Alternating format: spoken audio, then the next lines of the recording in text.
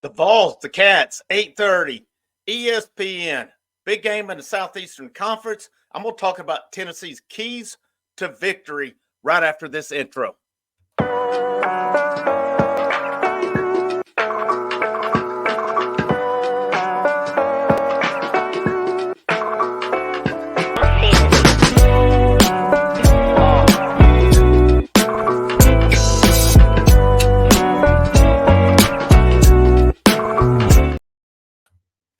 Happy Saturday. This is Frank Rock. This is the House of Orange Sports Channel coming at you. It's Vols versus Cats tonight. If you're a Tennessee basketball fan, you're a hardcore basketball fan, you know this is the game on the schedule. You know that this is the game. It's funny how in different sports, Alabama and football is the game. I really feel like in baseball, Vanderbilt is the series. Basketball, though, it is Kentucky. It's kind of funny how it differs per sport on that. But this thing goes down tonight. Both teams coming off of losses earlier in the week, both surprise home losses. So something has to give, obviously, tonight. One team's going to be on at least a two-game winning streak, a two-game losing streak here. And, Tennessee's going to have their work cut out for them going to Rupp tonight. But some things I like in Tennessee's favor, looking at the statistics and looking at those things. Of course, you notice my cover photo on the video. Two of my keys were in that. But key one, Kentucky's a high-scoring offense. I compare this back to the Alabama game. I compare it to the Florida game. Two high-scoring offenses come in to Knoxville. Granted, this is not Knoxville tonight, but Tennessee was able to really stifle those two offenses. That's a key tonight. Kentucky's top 10 in offense, according to Ken Palm. Kentucky is 75th in defense, though. Tennessee's top 5 in defense. Offense, of course, ranks lower in the nation. But in those games, Tennessee was able to score up in the 80s, both games in that. And, looking back at it now, it's or they were able to score above 80, go above their average. But that's a key tonight. Keep Kentucky in the 70s. I was looking at some statistics on Kentucky, and Kentucky's losses, wins versus losses. When they win, they shoot 52% from field goal range, 40% in losses. Opponents' field goal percentage in those games, 41% losses, 43.6 in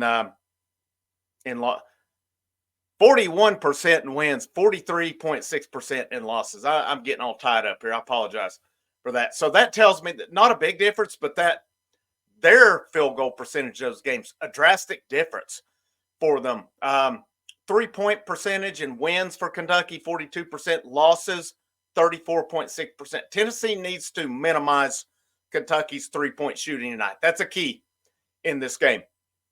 Funny enough, I'll get to that stat in a minute. Their free throws, they're 75% in wins, 72.5 in losses. I think it would be pretty fascinating to see Tennessee's in wins versus losses, especially after the other night, them shooting just barely over 60% in that game. But one big key tonight is going to be keeping Kentucky, I think, under 80. Another, minimize that 3-point percentage. Ziegler and Vescovy cannot get lost. They cannot. Again, I talk about their on-ball defense. It's good. But when I don't know if they get in a zone or what it is at that point, but I know like against South Carolina at the end of that, Ziegler cheating to the middle when the guy went to drive enabled that open three that pretty much iced the game. That's happened numerous times this year. I'm not sure. I'm sure some of you guys that listen to this have caught that as well, but you got to stay home. Let Jonas Adu, let Tobe Awaka do their thing inside. Whomever it is on it.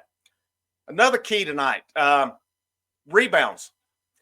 And this is a weird stat, kind of. Kentucky wins average 37.5% or 37.5 rebounds. In losses, they average 41.6 rebounds. So that's kind of an expected one there. I go on over Kentucky's points per game in wins, 91.4. In losses, 80.4. Opponents' points per game in Kentucky's wins, 73.6. In losses, 87.8. If Tennessee can get up in the 80s tonight, they have a real good shot to win this game. They can't do it with Dalton Connect carrying this team, though. Does Kentucky let him do his thing and they shut the rest down? Or does Kentucky try to shut Dalton Connect down and make the other guys beat them? Tennessee does have guys that can beat them. You wouldn't know it the other night. Two more keys to this game. Zakai Ziegler has to show up tonight. Looking at Tennessee's stats for the year right now, Tennessee averages under 80 points per game. And for the year, they only have two guys averaging over 10 points per game. Connect at 20.1 and Jonas Adu at 11.6. And conference, Connects at 28.4, Adu 13.7, Ziegler 12.6. Ziegler I think he's been struggling points-wise the last couple games. And he had a bad game against Carolina the other night. I'm going to be honest, it really bothered me the other night because he went 2 for 4 from the free throw line. It bothered me not to see Connect and Josiah Jordan-James and Jemai Mashek taking free throws. It bothered me that nobody else was out there joining them. And maybe they did, and we just didn't get pictures of it or comments or anything. But that's a guy I want to see a little more hunger out of in that regard. Okay, I want to see him out there because this team needs him. It hurt last year when they lost him. They still went to the Sweet 16 without him. What could they have done with him?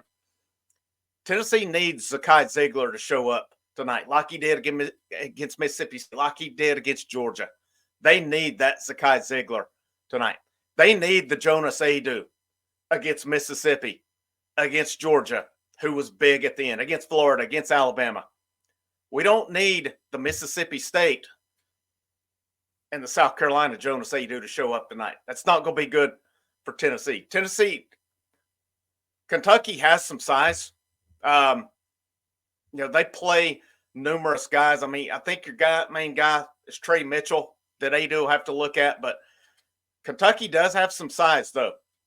So how can that size – what's Tennessee do with it? Are you going to see, we saw a little bit of Adu and Awaka together or not. Do we see more of it tonight? That's going to be a key. I really think Tennessee needs to win that rebounding battle tonight. Get those second chance points. And, that'll be a tough task. This is a good rebounding Kentucky team. They average close to, about 38, 39 rebounds per game. That's pretty good.